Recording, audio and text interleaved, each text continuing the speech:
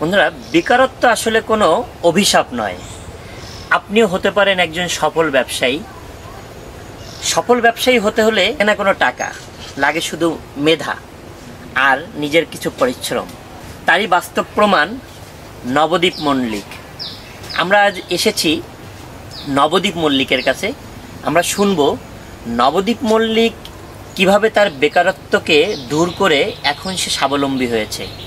আমরা আসলে জানতে চাচ্ছি যে, আমরা শুনেছি আপনি খুব একসময় বেকার ছিলেন, হ্যাঁ, এখন আপনি স্বাবলম্বী। এটা আসলে রহস্যটা কি, এবং কিভাবে আপনি একজন সফল ব্যবসায়ী হিসাবে নিজেকে উপস্থাপন করতে পারেন? ধন্যবাদ ভাইকে আসলে আমাকে সুযোগ দেওয়ার জন্য।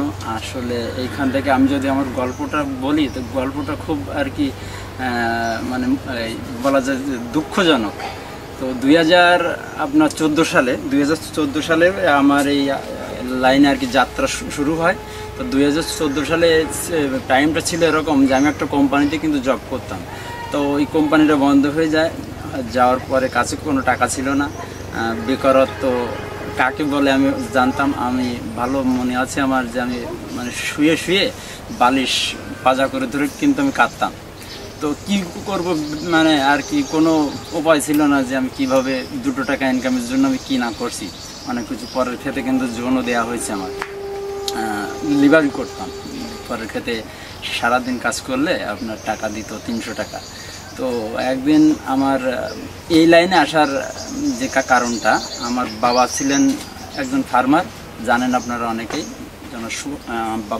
বাবার নাম হচ্ছে সুভাষ মল্লিক। তো উনি কৃষিতে জাতীয় পুরস্কারও পাইছে। তো গুরুত্বটা আসলে ওইভাবে বুঝতাম না যে কি হয়, মানে পুরস্কারের অর্থ কি, কিভাবে টাকা ইনকাম হয়। তো একদিন কৃষি অফিসে একটা ট্রেনিং, তো ট্রেনিং সেন্টারে আমি মানে বাবা বলে কি বাড়ি তো অনেক কাজ, তো তুই এসে যা, ট্রেনিংটায় যা। তো মূল উদ্দেশ্য ছিল ট্রেনিং গেলে 200 টাকা পাওয়া যায়। সেই উদ্দেশ্যে আমার আপনার কৃষি অফিসে যাওয়া, ওইখানে যে ট্রেনিংটা আমি অ্যাটেন্ড করি। তো আমার যেতে 9টা কি 9:30টার সময় ট্রেনিংটা শুরু হবে। তো আমার যেতে একটু দেরি হয়েছিল, আমার 10:30টা বাজছিল। বাজার পর ওখানে মানে আমাকে কৃষি অফিসে অনেকেই চিনত, কারণ যেহেতু আমার বাবা একজন জাতীয় পুরস্কার পাইছে। এক্ষেত্রে কোনো চেয়ার ছিল না পিছনে। তো আমাকে এক স্যার বললো কি, চেয়ার যেহেতু নেই, যে এইও স্যারেরা যে আপনার এইও না, উপসহকারী কৃষি অফিসারের জন্য আলাদা একটা জায়গা আছে সামনে। তো ওইখানে আমার সুযোগটা হয়, বলে তুমি এখানে বসো। আমার ভালো মনে আছে, আমি ওই দিন ওখানে বসছিলাম। আর যে ট্রেনিং করা ছিল যে স্যার, উনি আমার সাথে আই কন্ট্যাক্টটা হচ্ছিল খুব ভালো মতো। তো ওইখানে উনি বলছিল যে কৃষি নিয়ে কিভাবে আগানো যায়। তো এটা আমার খুব ভালো লাগছিল দেখে। আমার মনে হয়েছিল যে এখান থেকে যদি আমি কৃষিতে আসি, তা আমার দ্বারা কিছু করা সম্ভব। ওই হচ্ছে আমার জীবনের টার্নিং পয়েন্ট। ওখান থেকে আমি কিন্তু ওই ট্রেনিং থেকে আমি শিক্ষা নিই যে এখান থেকে আসলে আমাদের জন্য কিছু করা সম্ভব। সে থেকে এবার বাড়িতে চলে আসি, সিদ্ধান্ত নেওয়া হয়ে যায় যে আমি কৃষিতে কিছু করব। তো আমরা দুই ভাই প্লাস আমাদের পাশে আর একটা ছেলে ছিল। আমরা 3 জন মোটামুটি ব্যবসার কাজে, কৃষিরে আর কি ব্যবসা হিসাবে নিই। প্রথমে আমরা 3 বিঘা জমি নিই, পরের জমি লিজ নিয়ে এখানে আপনার বিভিন্ন রকম সবজি, তারপর কলা, এরকম চাষাবাদ করতে থাকি। পেঁপে করতে বেশ কিছু টাকায়। তাহলে আমার যাত্রাটা হলো আছে 2014 সালে। তো সেখান থেকে কাজ করতে করতে করতে করতে আপনার যে আপনার সবজির ভিতরে যা আছে সব কিছু করতাম। লাউ, সিম, শসা, বেগুন, মোটামুটি একটা হতো। আর মূলত সাপোর্ট যেটা দিত আমাদের উপজেলা যে কৃষি অফিসাররা, আমাদের ডুমুরিয়া উপজেলার কৃষি অফিসাররা অত্যন্ত ভালো। আসলে এই দিনে তাদের কথা যদি আমি এড়িয়ে যাই তা আসলে বেইমানি হবে। ওনারা যেভাবে সাপোর্ট দিচ্ছেন, আমি মনে করি এরকম যদি সব জায়গার আপনার জেলা যে কৃষি অফিসার আছে, এনারা যদি ফার্মারকে এইভাবে সাপোর্ট দেয়, তাহলে কিন্তু যে কেউ উপরের দিকে উঠে আসবে। তো ওনারাই সাপোর্ট দিচ্ছে, এভাবে না এভাবে করো। এইভাবে করতে করতে আমি কিন্তু আপনাদের আশীর্বাদে 2017 সালে জাতীয় পুরস্কারও পাই কৃষিতে। এটা জৈব আপনার সারে আপনার সবজি উৎপাদনের উপর আমি কিন্তু আপনার জাতীয় পুরস্কার পাই। ওখান থেকে মোটিভেশনটা আরও বেশি হয়। আর 2017 সালের দিকে আমি সুইয়ের নার্সারি, যেটা দেখতেছেন যেখানে আমি দাঁড়ায় আছি, এখানে কিন্তু আরম্ভ করি। তো ওই আপনার কৃষিকাজ করতে করতে আমার বেশ টাকা পয়সা হাতে চলে আসে। তারপর হচ্ছে সুইয়ের নার্সারিতে আসি। এখন মোটামুটি সারা বাংলাদেশে আমার কিন্তু একটা পরিচয় হয়েছে। আগে দেখেন, আমি 2014 সালের আগে আমি কিন্তু পরের ক্ষেতে মানে আর কি জোন খাটতাম যেটা। এখন আপনারা দেখছেন যে আমার বাড়িতে কিন্তু অল টাইম মানে 12 মাসই মানে মান্থলি তাদের বেতন দিয়ে আমি 3 জন লোককে রাখছি। এদের কিন্তু কর্মসংস্থান কিন্তু আমি দিতে পারছি। তবে আমি আরও একটা জিনিস বলতে চাই যে আমার যদি কোম্পানিটা বন্ধ না হতো তাহলে আমি কিন্তু সারা জীবন মানে কোথাও না কোথাও চাকরি করতাম, কারো চাকর হিসেবে থাকতাম। কিন্তু আজকে আমি কিন্তু বুক ফোলায় বলতে পারি যে আমি আমার প্রতিষ্ঠানের মালিক, আমি কিন্তু 3 জন মানুষের কর্মসংস্থান মানে করে দিচ্ছি। তাদের মানে সংসার কিন্তু আমি চালাই, হ্যাঁ, আমার এখান থেকে এসে। তো এইখানে মনে করেন যে আপনি বেকার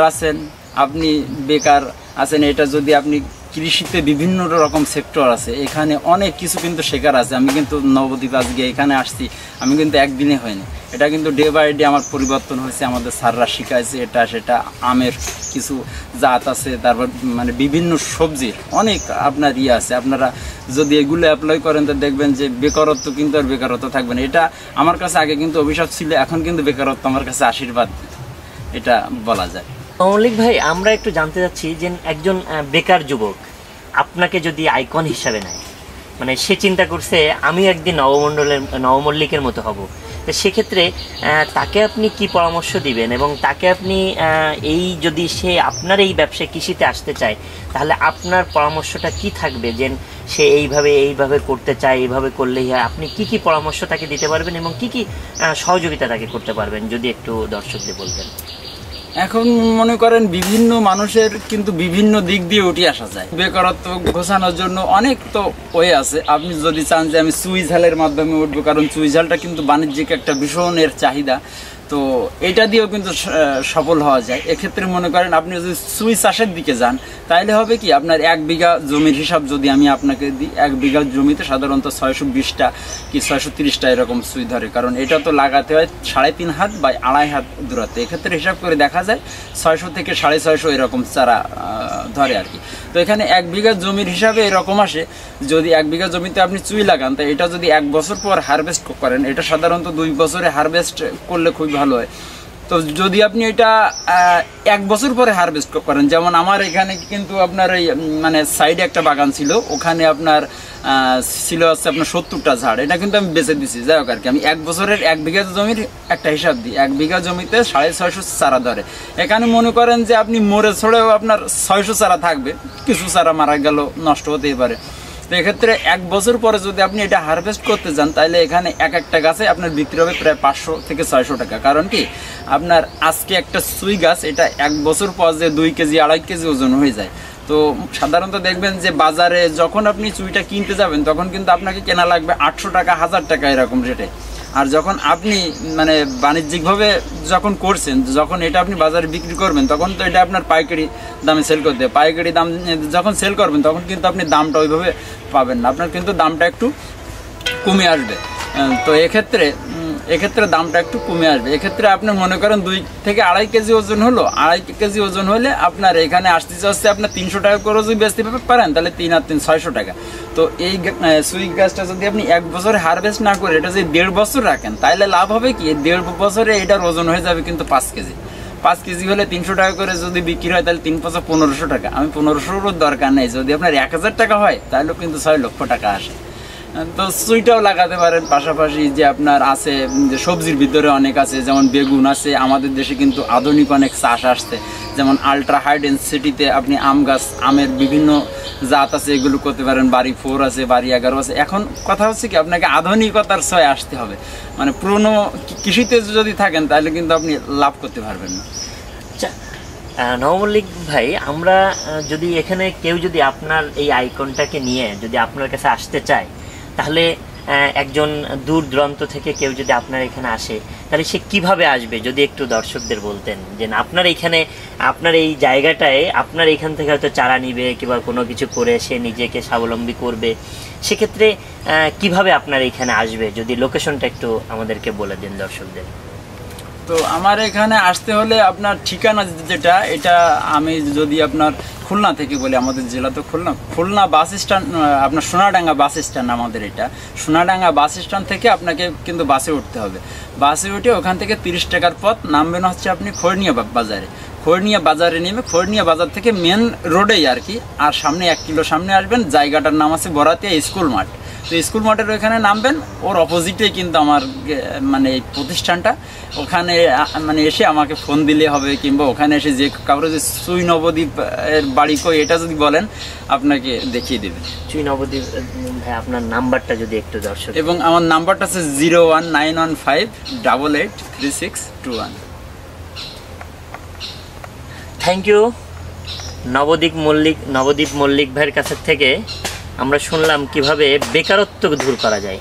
আসলে বারবার আমরা বলি বেকারত্ব কোনো অভিশাপ নয়, বেকারত্ব হচ্ছে আপনার মানসিকতা, আপনার বুদ্ধির পরামর্শতা। এইটাকে যদি আপনি আপনার নিজের জীবনকে কাজে লাগাতে পারেন, একসময় বালিশ কোলে করে যে নবদ্বীপ মল্লিক কামতো, সেই নবদ্বীপ মল্লিক আজ 5 থেকে 6 জন লোকের কর্মসংস্থান করেছে। আশা করব আপনারাও নবদ্বীপ মল্লিকের কাছে থেকে পরামর্শ নিয়ে আপনিও একজন নবদ্বীপ মল্লিক হবেন, এই আশা রেখে MK বিজনেস থেকে বিদায় নিচ্ছি। আমি আনিসুর রহমান কবির। ধন্যবাদ সবাইকে।